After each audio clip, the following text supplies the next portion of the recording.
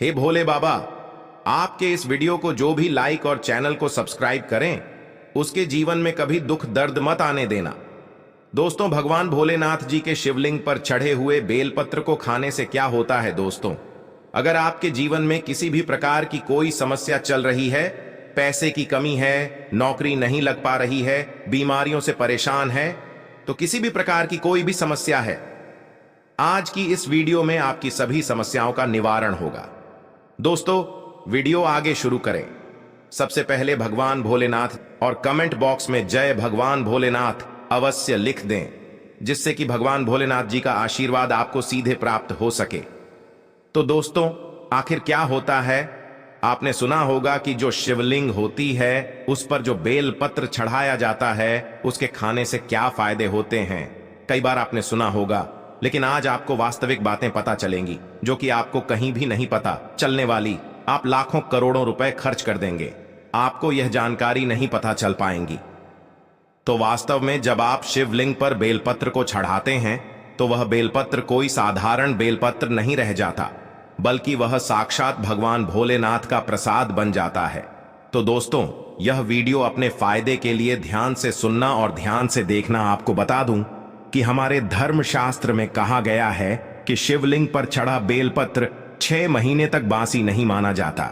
जी हां दोस्तों, बेलपत्र को शिवलिंग पर चढ़ाने के बाद उसे पुनः धोकर शिवलिंग पर 6 महीने तक चढ़ाया जा सकता है, क्योंकि भारत में कई ऐसी जगह है जहां पर शिवलिंग स्थापित है, परंतु उसके आसपास बेलपत्र उपलब्ध नहीं हो पाए। इसी वजह से कई लोग बेलपत्र उपलब्ध ना होने के कारण पुराने बेलपत्र का जो चौरा होता है, उसको भगवान भोलेनाथ को चढ़ाते हैं। ऐसा विधान है। तो दोस्तों, बेलपत्र को भगवान भोलेनाथ पर चढ़ाने के पीछे एक पौराणिक कथा है, और कथा के अनुसार जब समुद्र मंथन चल रहा था, उसी समय समुद्र मंथन के दौरान अमृत के साथ कई और चीज भी निकली थी, जिसमें से एक विष निकला था। विष आप जहर भी कह सकते हैं, और यह विष चारों ओर फैलने लगा था। उसी समय पूरी सृष्टि को विष से बचाने के लिए भगवान भोलेनाथ ने इस विष को अपने कंठ में धारण कर लिया था। इसलिए भगवान भोलेनाथ को उसे दिन से नीलकंठ भी कहा जाने लगा। परंतु विष के प्रभाव से भगवान भोलेनाथ के शरीर का ताप बढ़ने लगा, जिसकी वजह से आसपास का वातावरण जलने लगा, और वहां देवी देवताओं ने प्राचीन वेद सलाहकारों से सलाह ली कि भगवान भोलेनाथ को इस विष से कैसे बचाया जाए। तो दोस्तों, उस समय जो प्राचीन वेद सलाहकार थे, उन्होंने सलाह दी कि आप भगवान भोलेनाथ को बेलपत्र का सेवन कराया, और भगवान भोलेनाथ को उस समय वहां पर जो भी उपस्थित देवी देवताओं ने तत्काल बेलपत्र खिलाया और जल्द से स्नान कराया। इसके बाद भगवान भोलेनाथ के शरीर में जो उत्पन्न गर्मी थी, वह शांत होने लगी। तभी से भगवान भोलेनाथ को बेलपत्र चढ़ाने की परंपरा मानी गई है। दोस्तों, शिवलिंग पर बेलपत्र अर्पित करने के बाद हमें जल जरूर चढ़ाना चाहिए। इससे भगवान भोलेनाथ को शीतलता मिलती है और उनका आशीर्वाद हमें प्राप्त होता है। हमेशा ध्यान रखिएगा कि 3 पत्ती वाली जो बेलपत्र होती है, वही भगवान भोलेनाथ को आप चढ़ाइए। जहां से बेलपत्र चिकनी होती है, उसे तरफ से शिवलिंग पर आपको बेलपत्र चढ़ाना चाहिए। इस बात का आपको विशेष ध्यान रखना है कि कभी भी कटे फटे बेलपत्र भगवान भोलेनाथ को नहीं चढ़ाया जाता है। इसके पीछे भी एक कथा है, क्योंकि जब भगवान भोलेनाथ जी ने गणेश जी का सिर खंडित कर दिया था, तभी से भगवान भोलेनाथ ने संकल्प लिया था कि कभी भी मुझे कोई खंडित चीज है नहीं चढ़ाई जाए, ना ही अर्पित की जाए। तब से भगवान भोलेनाथ जी को कभी भी कोई चीज खंडित नहीं चढ़ाई जाती है, चाहे वह बेलपत्र हो।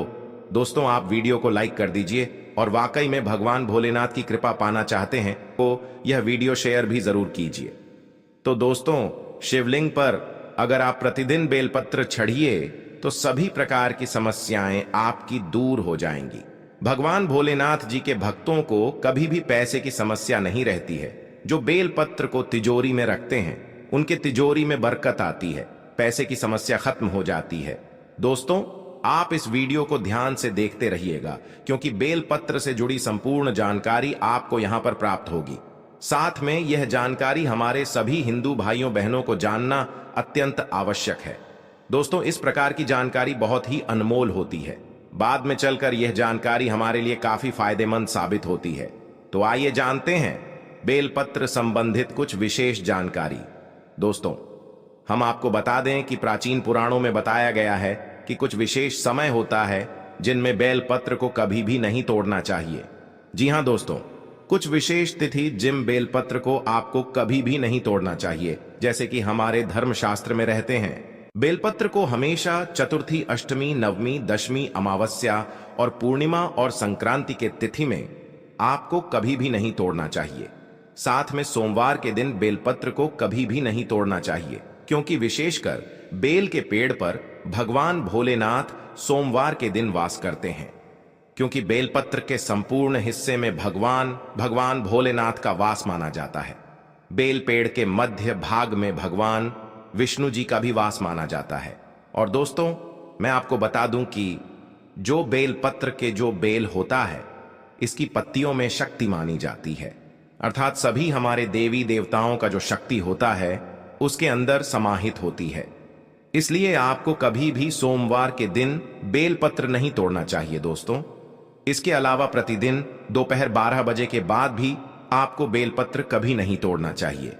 हमारे धर्मशास्त्रों में लिखा है, और आप फिर भी 12 बजे बाद अगर बेलपत्र को तोड़ते हैं तो इससे आपको पाप लगना निश्चित है दोस्तों। अब जो प्रश्न आता है कि जो बेलपत्र की उत्पत्ति कैसे हुई, आइए जानते हैं। तो दोस्तों, पुराणों के अनुसार एक बार माता पार्वती की पसीने की कुछ बूंदें मध्यांचल पर्वत पर गिर गई। इससे वहां एक पौधा उगाया जो बाद में बेलपत्र के नाम से लोग जानने लगे और बेलपत्र के रूप में पूजनीय हो गया। तो इस वीडियो में जानते हैं बेलपत्र को खाने के क्या फायदे होते हैं। दोस्तों, बहुत ही सुंदर वीडियो है, बहुत ही महत्वपूर्ण जानकारी है, पूरा देखिएगा। आधा अधूरा ज्ञान हमेशा लाभदायक नहीं होता है। देखिए, जब बेलपत्र को भगवान भोलेनाथ जी की शिवलिंग पर चढ़ाते हैं तो वह बेलपत्र एक बेलपत्र नहीं रह जाता है, बल्कि वह भगवान भोलेनाथ का प्रसाद बन जाता है, जो कि असद बीमारियों को दूर करने में, आपकी पीड़ी को हरने में एवं जीवन में चल रही सारी समस्याओं को दूर करने में समर्थ बल है। क्योंकि बेलपत्र को भगवान का प्रसाद के स्वरूप माना जाता है, इसीलिए वह आपके लिए अमृत जैसा बन जाता है। तो आखिरकार शिवलिंग पर चढ़े बेलपत्र को नित्य रूप से खाने से क्या फायदा मिलता है, क्या बदलाव आते हैं हमारे जीवन में, इसके बारे में जानेंगे।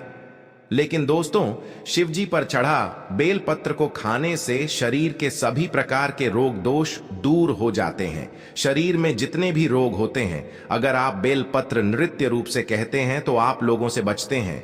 रोग दोष, पित्त दोष का प्रदोष या 3 प्रकार के दोष बताए गए हैं, और इन्हीं 3 प्रकार के दोषों की वजह से आपके शरीर में अन्य दोष उत्पन्न होते हैं। अगर आप अपने जीवन में बिना रोगों के रहना चाहते हैं तो आपको बेलपत्र का नित्य सेवन करना चाहिए।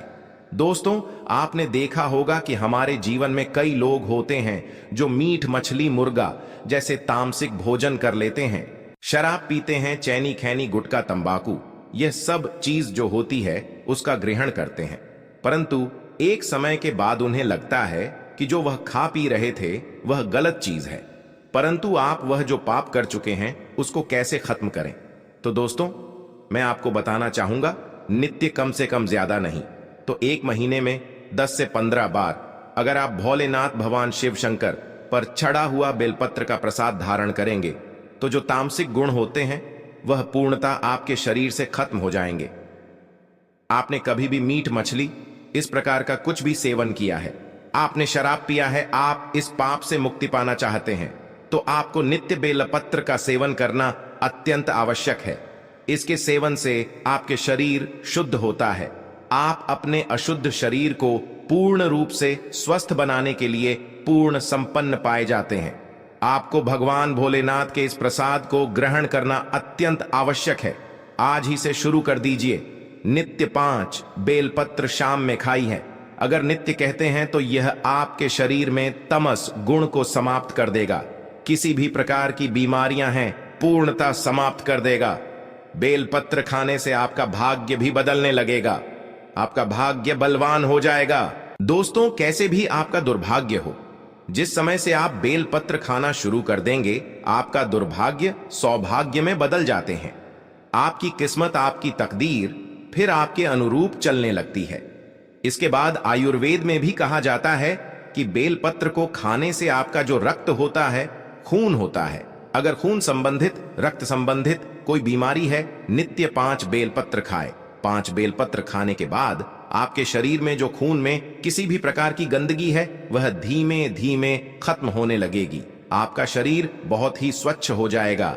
एक बेलपत्र का या दूसरे दिन 2 बेलपत्र दिखाइए, तीसरे दिन 3 बेलपत्र चाहिए। इस प्रकार से आपको जो बेलपत्र खाने का क्रम है उसको बढ़ाना होगा। धीरे धीरे खाइए, लेकिन खाना जरूर है ताकि आपके शरीर का जो खून है वह बिल्कुल शुद्ध हो जाए, साफ हो जाए। दोस्तों, आपको बता दूं कि जो बेलपत्र होता है वह फिल्टर करने का काम भी करता है आपके शरीर को। जैसे आपके शरीर में किडनी होती है, किडनी क्या करती है? जो पानी होता है, जो खून होता है, उसको फिल्टर करती है। उसी प्रकार से जो बेलपत्र है वह भी आपके शरीर में जो अशुद्ध चीज होती है, आपका खून में जो गंदगी होती है, उसको साफ कर देते हैं, फिल्टर कर देता है।